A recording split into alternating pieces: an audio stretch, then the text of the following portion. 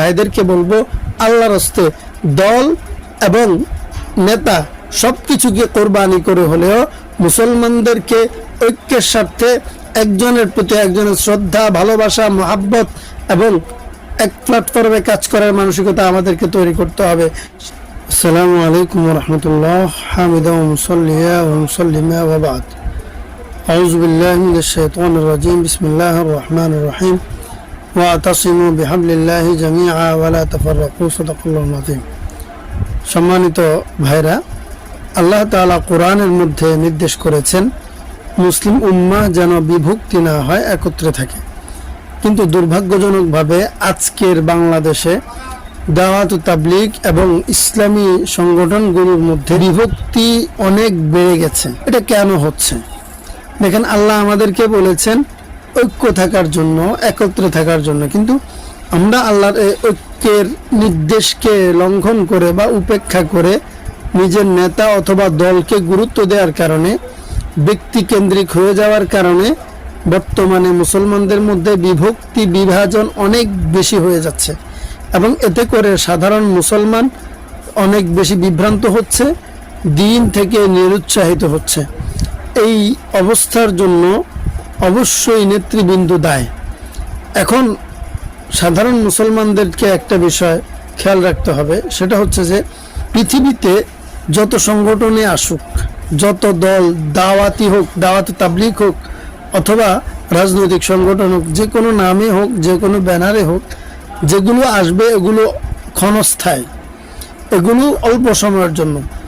আপনি দেখেন, গত 50 বা 100 বছর আগে আজকের প্রচলিত দাওয়াত তাবলীগ অথবা প্রচলিত রাজনীতিগুলো, ইসলামিক সংগঠনগুলোর অস্তিত্ব ছিল না।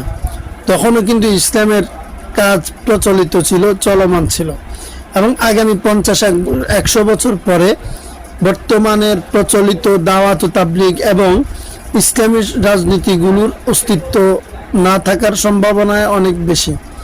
কিন্তু যে ইসলামকে বিজয়ী করার জন্য বা প্রতিষ্ঠা করার জন্য এই সংগঠনগুলোর প্রতিষ্ঠা হয়েছে, সেই ইসলাম সকল যুগেই থাকবে। 1400 বছর আগে যেমন ছিল এখনও তেমন আছে, ভবিষ্যতেও কিয়ামত পর্যন্ত তেমনই থাকবে। এজন্য আমাদের মূল উদ্দেশ্য হবে ইসলাম, এবং ইসলামটাকে বিজয়ী করার জন্য, নিজেকে ইসলামের পক্ষে বা পথে রাখার জন্য আমাদেরকে নেতা বা দলকে মানদণ্ড না বানিয়ে, নেতা বা দলের অনুসারী অনুগামী না হয়ে রাসূলুল্লাহ সাল্লাল্লাহু আলাইহি ওয়াসাল্লামের বাণী মা আনা আলাইহি ওয়া আসহাবি, যখন মুসলমানদের মধ্যে বিভক্তি দেখা দিবে তখন একমাত্র হকের উপর বা আহলুস সুন্নাহ ওয়াল জামাআতের পথে থাকবে ওই শ্রেণী যারা রসুল এবং সাহাবায়ে কেরামকে অনুসরণ করবেন, তাদেরকে ফলো করবেন।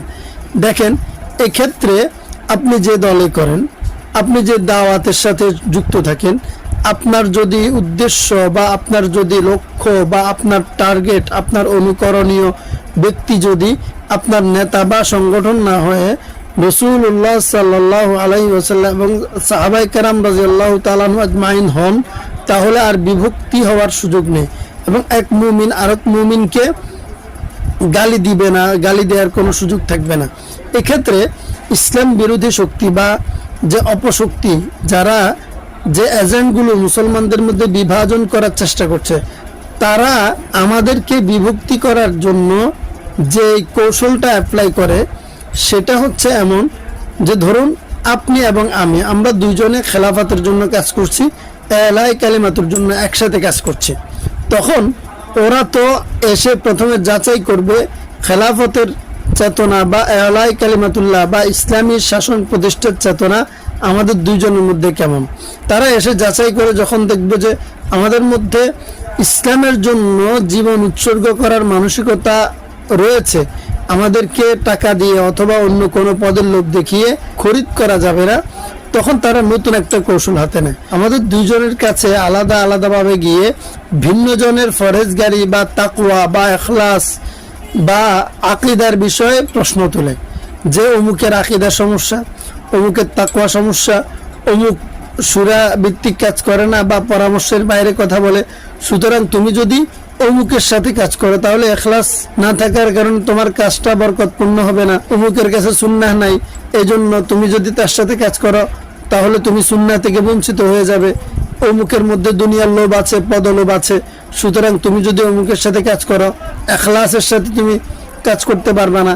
তখন দেখেন আমরা দুইজনে মিছিল বের করি ইসলামের জন্য, খেলাফতের জন্য, এলাই কালিমাতুর জন্য, কিন্তু আমাদের চেতনার জায়গায় চেতনা ঠিক আছে, একজনের বিরুদ্ধে আরেকজনকে মিষ্টি কথা বলে, শরীয়তের কথা বলে, ইখলাসের কথা বলে, দুনিয়াদারি অথবা দুনিয়ার লোভ লালসের কথা বলে, অথবা ভিন্নভাবে আমি উপযুক্ত নয়, যোগ্য নয়, অধিক যোগ্য নয়, এই কাজের উপযুক্ত নয়, হ্যাঁ, এই জাতীয় কথা বলে দুজনকে বিভক্ত করে দিল। এবং ইসলামের শত্রুদের একটা নীতি হচ্ছে যে ডিভাইড এন্ড রুল, তারা মুসলমানদেরকে আগে ভাগ করে তারপরে শাসন করে। ঠিক এইভাবে মুসলমানদের এত বিশাল জনশক্তিকে তারা বিভিন্ন টোপ দিয়ে বিভাজন করে আমাদেরকে শাসন করছে। এরপরে দেখা যাচ্ছে আমরা প্রত্যেকেই টার্গেট এলাই কালিমাতুল্লাহ, খেলাফত প্রতিষ্ঠা, দিন প্রচার প্রসার, কিন্তু এক প্ল্যাটফর্ম থেকে কেউ করতে পারছি না। এভাবে কিন্তু আমাদেরকে দুর্বল করে তারা শাসন করছে। সুতরাং আমি ভাইদেরকে বলবো, আল্লাহর হস্তে দল এবং নেতা সবকিছুকে কোরবানি করে হলেও মুসলমানদেরকে ঐক্যের স্বার্থে একজনের প্রতি একজনের শ্রদ্ধা, ভালোবাসা, মহাব্বত এবং এক প্ল্যাটফর্মে কাজ করার মানসিকতা আমাদেরকে তৈরি করতে হবে।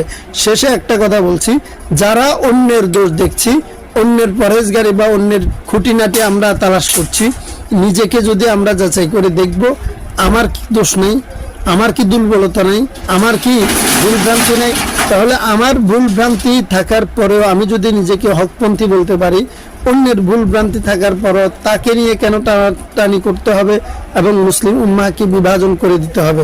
এই জন্য রাজনৈতিক সংগঠন এবং দাওয়াতি সংগঠনগুলোর প্রতি আমার আকুল আবেদন, এবং যারা কাজ করছি তাদের প্রতি যে প্রথমত আমরা প্রত্যেকের প্রতি প্রত্যেকের ভালোবাসা এবং শ্রদ্ধা আগে অন্তরে জায়গা করে দিই, তাহলে ইনশাআল্লাহ তাআলা আমাদের ঐক্য বা আমাদের এক প্ল্যাটফর্ম থেকে কাজ করা অনেক সহজ হবে।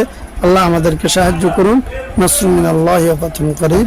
ওয়া বাশশিরিল মুমিনিন। আসসালামু আলাইকুম।